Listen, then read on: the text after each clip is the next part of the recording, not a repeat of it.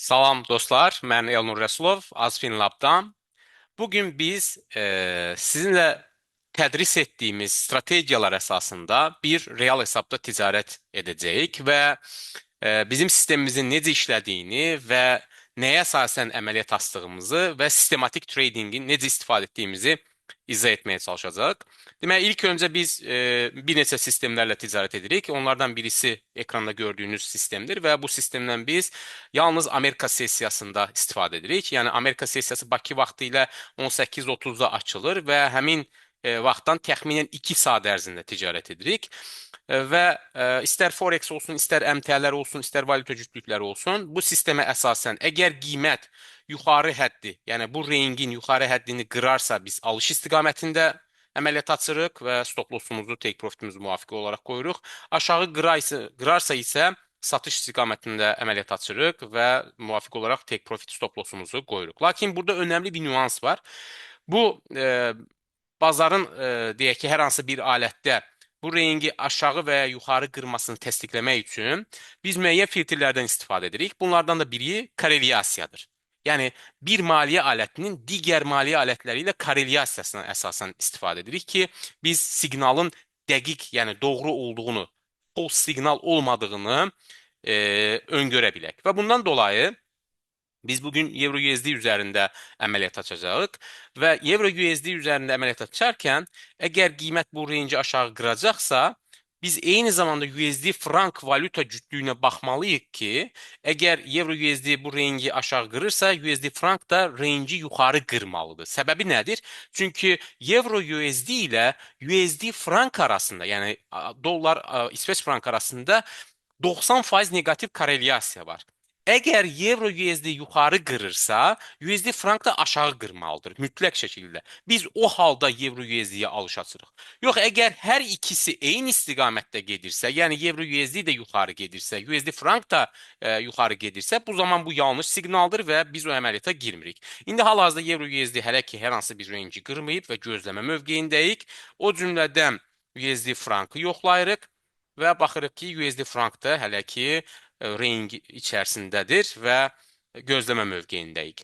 İndi bu range içərisində qalması qiymətin əslində alıcı və satıcı arasında balans var. Yəni nə alıcılar güclüdür, nə satıcılar güclüdür anlamındadır.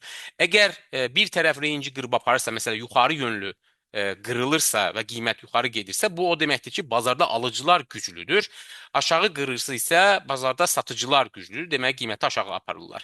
Burada önəmli olan, diqqət etirsəniz, biz bazarı proqnoz etmirik və bu sürətli trade etmək istəyənlər üçün olan bir strategiyadır. Qısa zaman diliminin ərzində olan, belə deyək, qısa müddət ərzində kiçik bir bazardan hissəni götürüb çıxmaq üçün olan bir strategiyadır.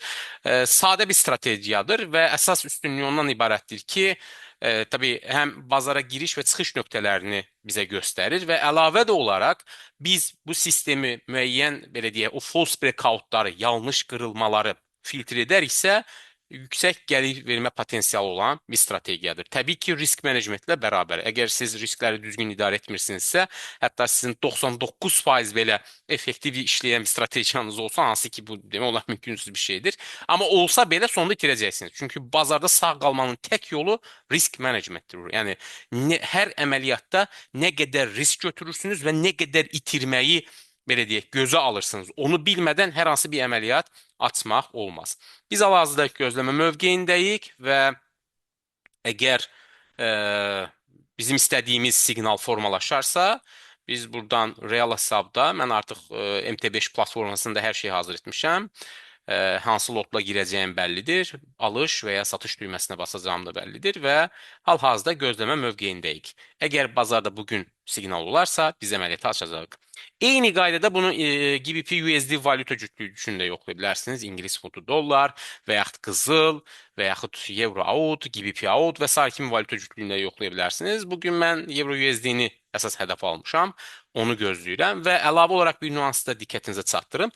Əgər adətən mənim öz yanaşmam belədir. Mən bir alətdə əməliyyat açmışamsa, ikincidə əməliyyat açmıram. Çünki bu mənə psixoloji rahatlıq verir. Bir alətə fokuslandığınız zaman onu daha dəqiqliklə izləyə bilirsiniz. Lakin bir neçə alətdə əməliyyat açdığınız zaman həm riskləriniz artır, təbii onu müəyyən mənada faizlə e, indeksləyə bilərsiniz ki, tutaq ki, 5 dənə əməliyyat açırsınız. 5 əməliyyatdan itkiniz ümumi olaraq tutaq ki, hesabınızın 3%, 2% və ya 5%-dir. Bu öz yerində. Lakin ümumən psixoloji faktor var ki, əgər sizin 4 əməliyyatınızı eyni vaxt açırsınız və 4-ü də qızaranda, yəni qırmızı olanda, zərərə gedəndə bunun psixoloji yükü var. Emosional qərar verməyə meyl etmiş olursunuz o halda. Bunu tənzimləmək üçün adətən mən şəxsən öz təcrübəmdə bir alətlə başlayıram. Onunla gəlir əldə etdimsə nə gözəl. Stop loss oldusa o stop lossumun zərərimi həmin gün içərisində bağlamağa fokuslanıram. Yəni yeni fürsəti gözləyirəm. Burada diqqət etsəniz, qeyd etdiyim kimi bazar range'i yuxarı qırarsa biz alışa gedirik, aşağı qırarsa satışa gedirik və burada artıq avro dollarda müəyyən bir həcm yarandı, range'i qırdı. USD frankda isə hələ ki range aşağı yönlü qırılmayıbdır. Mən iki kompüterdən izləyirəm, sürətli olsun deyə. Diqqət etirsəniz, USD frankda hələ ki aşağı yön, USD frankda da qırılıb və biz alış əməliyyatımızı 2 lotla icra etdik. Artıq əməliyyatımızı icra etdik. Euro USD-də alış əməliyyatı açmışıq. İndi stop lossumuzu hara qoyacaq? Stop lossumuzu deməli biz midline-ın ortasına qoyacaq. Təxminən bura 1.17 425 səviyyəsinə stop lossumuzu qoyacaq. 1.17 420 təxminən bura stop lossumuzu qoyacaq. Take profitimiz isə uyğun olaraq bu səviyyə qoyacaq. Take profitimiz 1.17 502. 1.17 502. 1.17 502.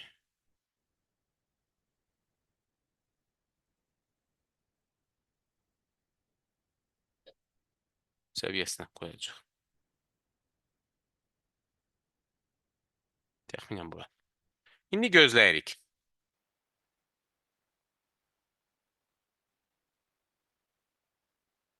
Və bir nüansı da qeyd edeyim ki, biz bu sistemlə, bu ekranda gördüyünüz sistemlə adətən Amerika sessiyası açılandan 2 saat ərzində, yəni Bakı vaxtı ilə 18:30-dan təxminən 20:30-a qədər və yaxud da 21, maksimum 21:00-a qədər ticarət edirik. Çünki ondan sonra artıq bazarda hərəkətlilik azalmış olur, volatility azalır və bu baxımdan artıq biz bazardan çıxmış oluruq. Yəni 2 saat içərisində bazarda fürsət varsa biz əməliyyat açırıq bu sistemlə, yoxdursa hər hansı bir əməliyyata daxil olmuruq. Ümumiyyətlə bu sistem volatility əsaslı bir sistemdir. Yəni volatillik üzərinə qurulmuş bir sistemdir və bizim üçün lazım olan tək şey hərəkətlilikdir. Yəni bazar ya yuxarı getsin, ya aşağı getsin.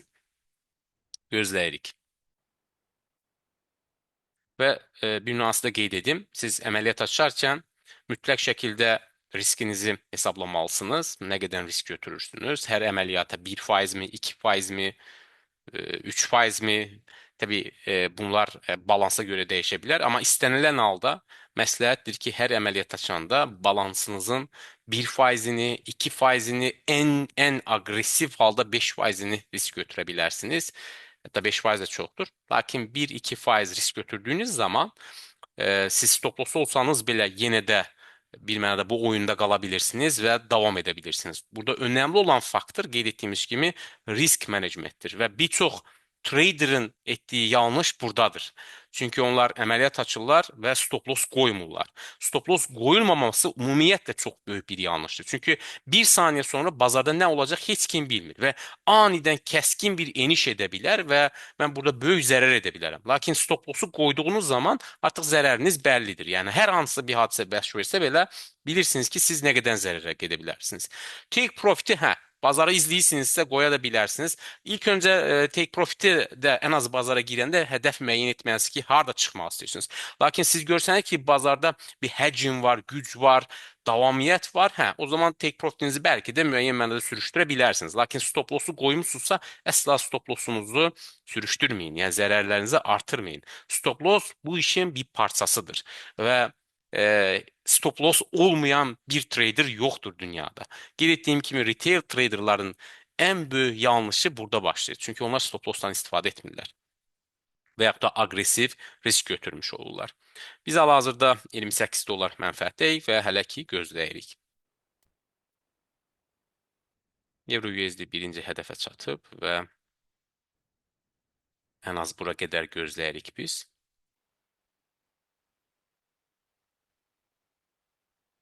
İkinci hədəfi vurmuşuq. İkinci hədəfə qədər avro dolları gözləyirik. Balaca take profit'i sürüşdürəcəm. Çünki bazarda həcm artdığı görsənir və daha çox qazanmaq üçün.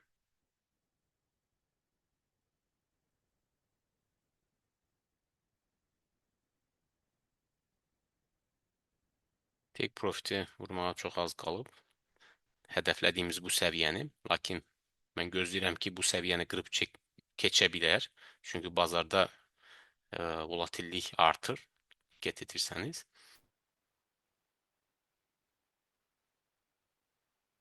Take profit'i vurmağa çox az qalıb. Gözləyirik.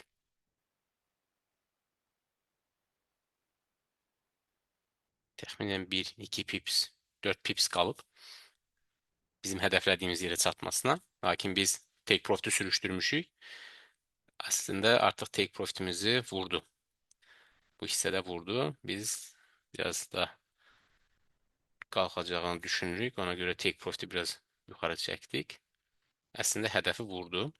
Diqqət etirim. Euro USD bu hədəfi vurdu.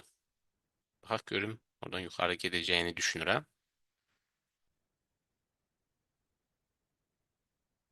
Çünki bazarda həcm var.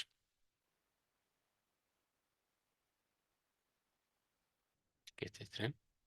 Biz bu hissəni hədəfləmişdik. O hissəni vurub. Lakin bu hissədən daha yuxarı gedəcəyini gözləyirik. Çünki qeyd etdiyim kimi bazardakı həcmə diqqət yetiririk.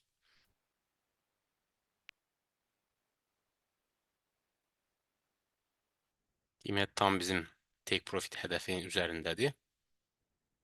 Baxaq görüm, həmin səviyyəni artıq qırmaq istəyir.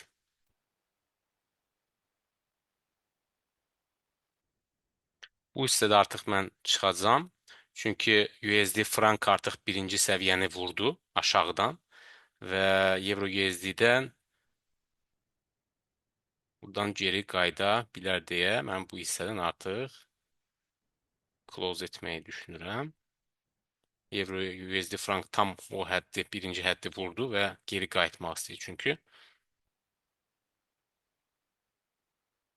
USD frank qayıtmaq istəyir. Ona paralel olaraq da Euro USD aşağı düşmək istəyir. Gözləyə bu şam bağlanarsa biz əməliyyatı artıq bağlayacaq.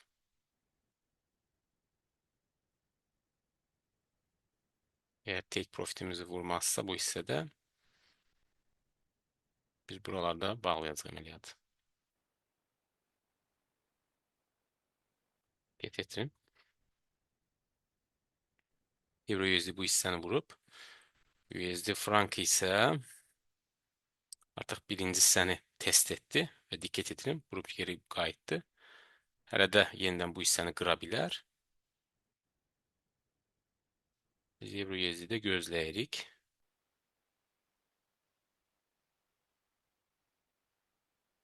USD frankda kəskin bir qayıdış oldu. Euro USD-də də qayıdış əks olunur. İndi biz gözləyirik, çünki USD frank hələ yuxarı yönlü range'i qırmayıb.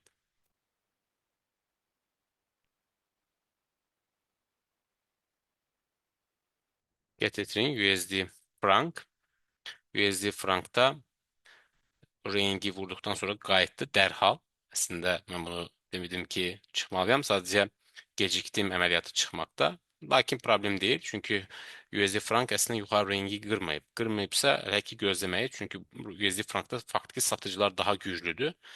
Və bu hissəni yenidən qırıb aşağı getmə ehtimalı yüksəkdir. Və paralel olaraq da Euro USD-də hələ ki range kənarındadır və yenidən bu hissəni qırıb yüksəlişə davam etməsini gözləyirik və əməliyyatımız da o baxımdan hələ ki açıqdır və gözləyirik.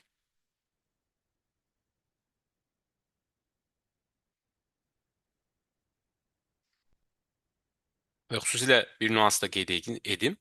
Bugün 23 yanvar və 5-ci gündür. Təbii həftənin 5-ci günləri adətən bazarda həcm də azalmış olur tədricən. Çünki həftənin son iş günü olduğuna görə bazarda müəyyən mənada həcm də azalır. Yəni bazardan çox böyük bir şey də gözləmirik əslində. Bu həddə qədər təxminən gələrsə biz əməliyyatımızı bağlayıb çıxacaq. Və yaxud da take profit olacaq o birbaşa.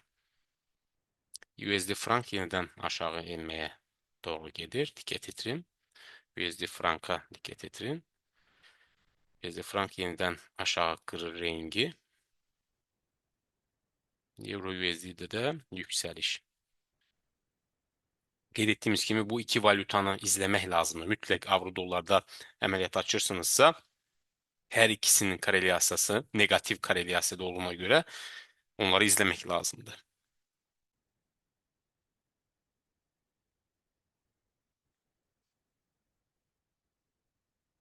Gözləyirik.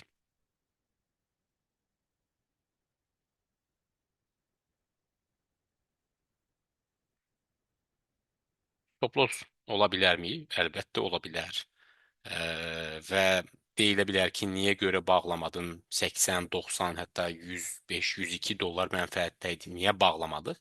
Çünki bir kərə disiplinli və sistematik trading bunu gərəktirir. Biz sistemə tabe olmalıyıq. Və stop loss olanda da biz narahat olmuq. Çünki balansın cəmi 1%-ni risk götürmüşük. Və bazarda bu son fürsət deyil. Bazarda en qədər belə fürsətlər var ki, burada stop loss olaraqsa digər fürsəti dəyərləndirərik. Ən az o stop lossumuzu, zərərimizi bərpa edib və növbəti mənfəətə çalışarıq. Bu baxımdan sistematik trading edən insan və ya traderlar ümumiyyətlə belə deyək, emosional bazara yanaşmamalıdır. Bu baxımdan stop loss ola bilərmi? Bəli, ola bilər. Və qeyd etdiyimiz kimi ümumiyyətlə trading bir ehtimal oyunudur.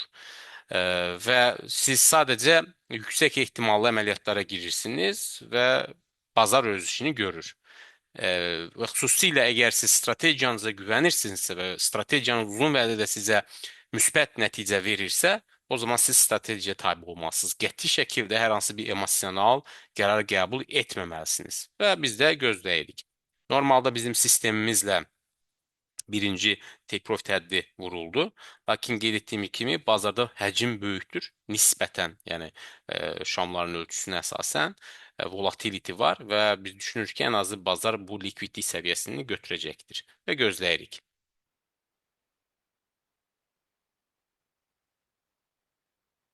Dəyərli dostlar, take profit olduq, mənfəət oldu və eyni qaydada biz dünən də belə bir əməliyyat açmışdıq. Diqqət etirim, dünənki əməliyyatımız 210 dollar və 126 dollar da bugün.